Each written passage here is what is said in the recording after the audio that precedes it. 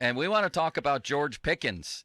And the first thing I'd love to talk about here, and you covered his career. You called him, I listened to, I think it was a podcast of yours where you called him a generational talent.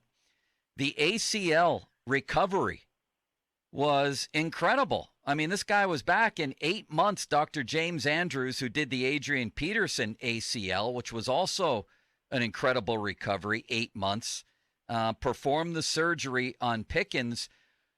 Tell us what you know about that. What was maybe different about that surgery, and why he decided to come back when, you could argue he was putting himself at risk. Well, I obviously don't have access to the medical records, and we all know that every knee surgery is different, and there's different timelines for different players. But what I know with George is just that he worked incredibly hard. I mean, when I say incredibly hard, I mean above and beyond the workout plan. We're talking deep into the nights, early into the mornings. I mean, this is a guy that loves football.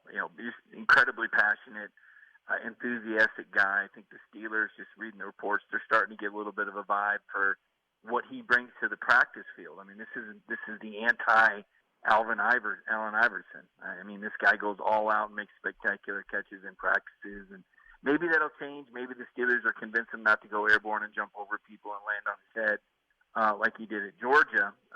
But I mean, this is a guy that goes all out, and that's Pickens, and it sounds so trite and it sounds so cliche.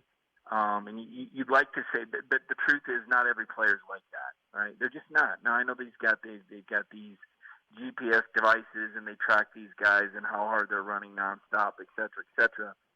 But George plays with a passion and flair that really just takes people aback. And you listen to his former teammates, Eric Stokes, for example, played against him. Now Eric started with the Packers. What a steal he was in the first round for them, and those guys would go at it. I mean, it wasn't like practice; it was game condition, and that's what you're getting. You're getting a guy that just he loves the game. He's got a ton of enthusiasm, and above and beyond what normal NFL types have.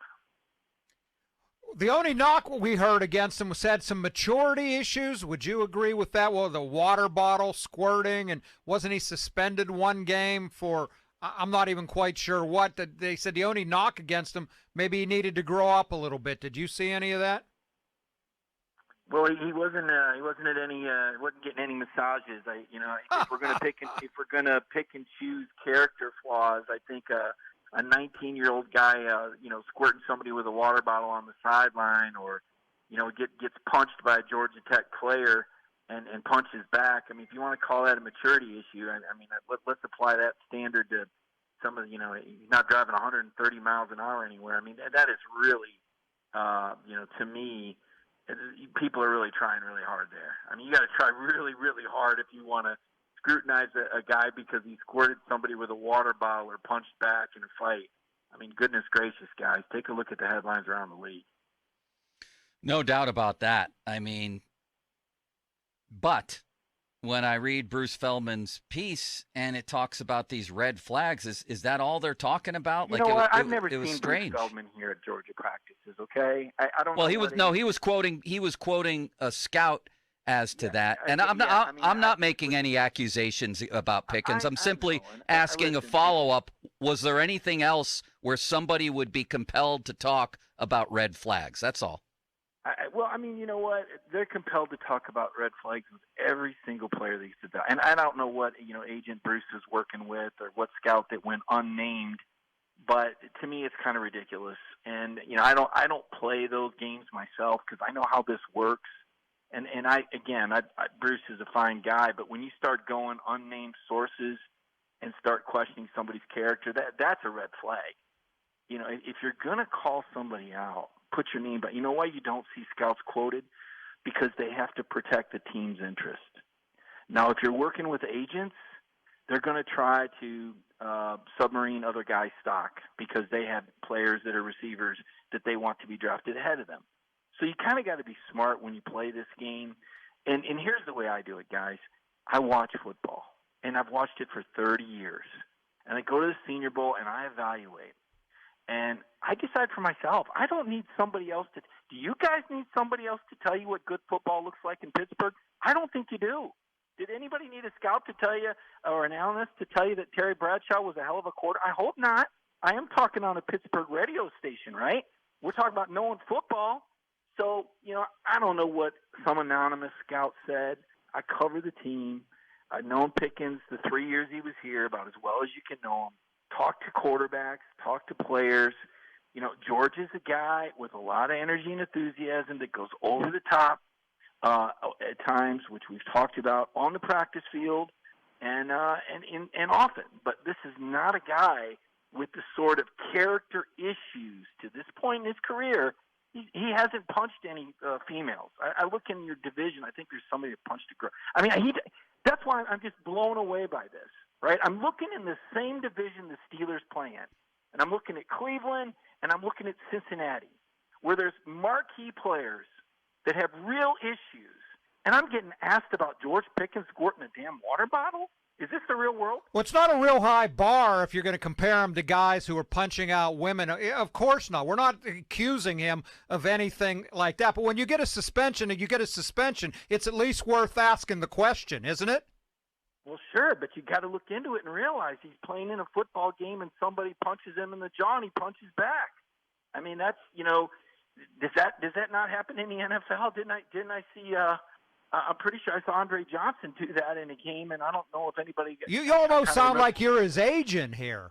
No, I just feel like some of you guys in the media in Pittsburgh want to put this guy on trial. No one. I just asked you a question about his suspension. That's all. No, Mike. I know not. I didn't cover the guy his whole time. We're I'm simply asking you a question. I'm just amazed that the guy. This was 2019. In the Georgia Tech game in the third quarter, and he's playing away from the ball, and a Georgia Tech guy hits him, and he gets tangled up with him and punches back, and he gets suspended for the first half of the LSU in 2019. And then in 2020, in a COVID game against Tennessee, when he's not playing, he's on the sideline, and the Tennessee quarterback gets tackled out of bounds, and he squirts him with a water bottle. And this. To me, and that is where we're deriving this character issue, not mature thing. That's what it's not you. It's just you're not the first ones. I just shake my head and I say, what in the world are we talking about here? I mean, this is really coming up on. You got a first round talent who's got a chance to really help change the Pittsburgh offense, and people are wondering about him squirting somebody with a water bottle. Why did he last until the second round? Just because of his knee injury, even though he came back for 4 games last year? Why did he last until the second round? I think that's it. I think the knee injury, because he only had 5 catches in those 4 games that he played, and he played sparingly. So, while we're sitting here talking about, wow, he came back, it's not like he came back and had, 35 or 40 catches. He played sparingly in those games. Now, part of it was the sort of offense that Georgia was running, and I know you guys, didn't watch every single game, just like I didn't watch every single Steelers game. But they didn't do a whole lot with their perimeter receivers, and he didn't mesh as well in the play-action game as he did when he was with the pro-style quarterback when they were running air raid concepts in 2019 with Jake Fromm. I think he had 11 catches in the first half against Baylor. That was a Baylor team coached by Matt Rule. So that was a pretty good defense. And I remember talking with Dave Aranda. He's now the Baylor head coach. He was the LSU defensive coordinator on that 2019 national championship team with Joe Burrow. And LSU actually had 2 or 3 coverages that they held for the second half of that game just for Pickens. I mean, Aranda was telling me it was called the Pickens plan. And he was telling me about it, that they had these defenses, these different matchups, just for when Pickens came. That's how good this guy was in 2019. So when I talk about a generational talent, I'm not one of these, college guys that every year has got a different guy that I think should, go in the Hall of Fame. I don't got my pom-poms on here. I've covered 5 different FBS programs and 4 in the SEC. I mean, when I say this guy's legit, those aren't light words. This guy's legit. The last guy that I covered that I felt like had this sort of game-changing talent that I covered personally coming out of the SEC was Sean Alexander. And he proved to be everything I thought he would be, even though he was in an offense that, most people didn't watch a whole lot of because he was in Seattle instead of a great football city like Pittsburgh. We're talking to Mike Griffith. You can read his stuff at AJC, Atlanta Journal-Constitution, Dog Nation. Been covering college sports for 30 years. So did Pickens look like the same, numbers aside, did he look like the exact same guy coming back, or was there still more room for him to get back to what he was athletically? You know, from the small sample size that we saw in the games, he looked the same. You know, he made a pretty spectacular catch in the first half of that national championship game, a diving catch that really, you know, kind of sparked, I think that was Georgia's first score there in the second quarter. You know, this is going to come down to quarterback play. And, you know, I said this earlier, I'll say it again. If the Packers draft him, Aaron Rodgers makes him the offensive rookie of the year. I don't know what Pittsburgh quarterback play is going to be like. I don't think any of us do. I think we're all, you know, kind of guardedly optimistic. You know, Pittsburgh's got a pretty strong tradition. Again, I don't take Pittsburgh football lightly. You know, I grew up watching the NFL, albeit I've covered college football. But, you know, when we're talking about something special here, guys. I mean, that's why Pat Narduzzi went there. You know, you've got some special people in that city. This is not your normal, you know, football town here, and it's not your normal staff or your normal ownership. You know, we're talking about, you know, basically football royalty when we're talking about pro sports, professional football in Pittsburgh. But the quarterback situation right now is curious, for lack of a better word. Knowing that Roethlisberger's retirement was, I guess I just thought, you know, that next guy would be there, right? And maybe he is. Maybe Pickett's going to turn out to be the guy. I don't know. Trubisky, have we seen enough to? So to me, the questions aren't about George Pickens. The question is, when do you have the quarterback? Because I've seen what George can do when the ball goes in his direction. He's going to make plays. He's a game-changing guy. He's going to be on your fantasy football team if he's got a quarterback that can get him the ball. And I'd say that about a couple of those other receivers there, by the way, too. Wanted to ask you about Jordan Davis as well. Of course, I could ask you about the entire Georgia team that was drafted pretty much, but he was linked to the Steelers as well. And everybody wondering, okay, what are we getting here? Are we getting sort of a guy who's going to be off the field half the time, or a guy who's an all-time athletic freak who you can play anywhere, anytime? What are we talking about with Jordan Davis? What kind of player would he have been for the Steelers, and what kind of player will he be in the NFL, in your opinion, Mike? Well, you guys know this really well, and how teams use players and what scheme they play in and what they want to ask a guy to do. You know, sometimes it's as simple as that. I mean, look at the number 1 draft pick, Trayvon Walker. This guy didn't even start till his junior year. He had 6 sacks. You look at his numbers, you go, that guy doesn't look like a number 1. That doesn't look like the profile of a number 1 pick, but it was about how Georgia used him, right? And Jacksonville looks at it and says, no, we can do so much more.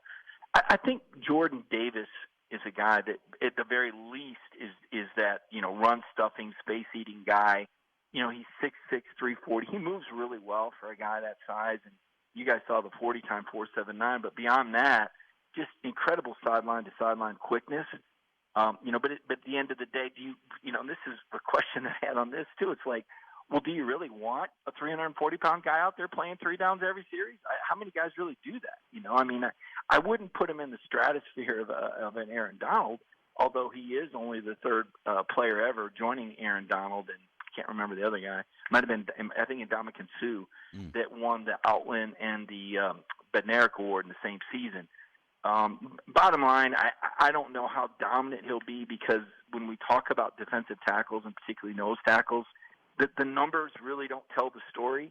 It's really more about those guys, you know, closing down, if they're playing a 2-gap scheme, playing those closing down those 2 gaps and freeing up those linebackers to make play. And, you know, Philly got a good combination with him and Nakobe Dean, the guy that slipped to the 3rd round. That's an injury question there with the shoulder.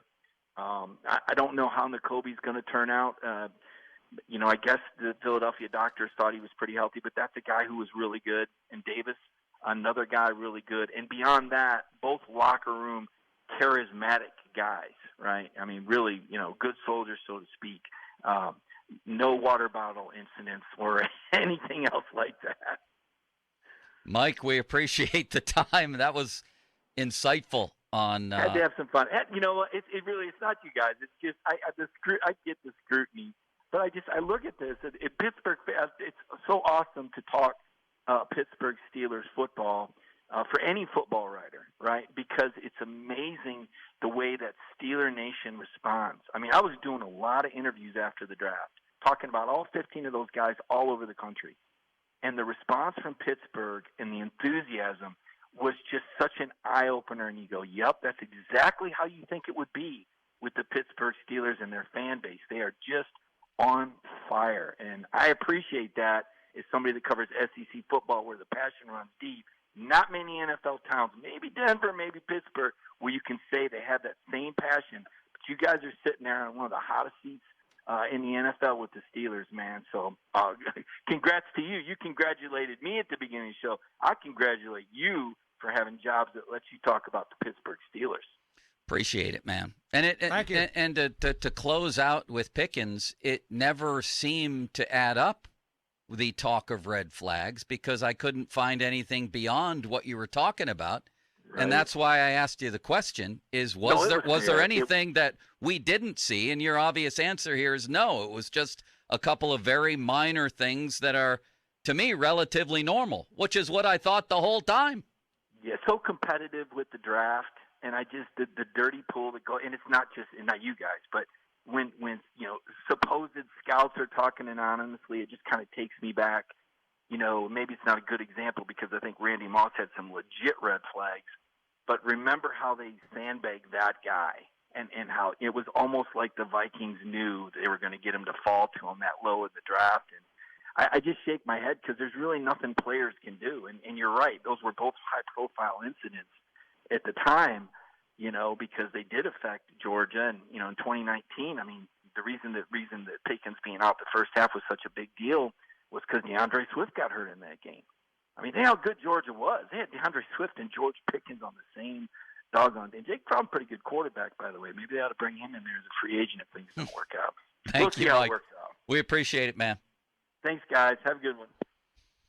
Ron, that got spicy, didn't it, early on? He sounds like his agent to me, you know. That got real spicy early. Ask him a simple question about why he was suspended. Is it maturity issues or what? And he just sounds like his agent. That was good stuff, though, all the way around. Made him sound like he's the next coming of Randy Moss. I thought Ron was going to go through the radio there for a second. That was good stuff, though, wasn't it? Was Good awesome. radio, Yeah, Falsey? it was. I thought You like so. a little spiciness every once in a while. All right.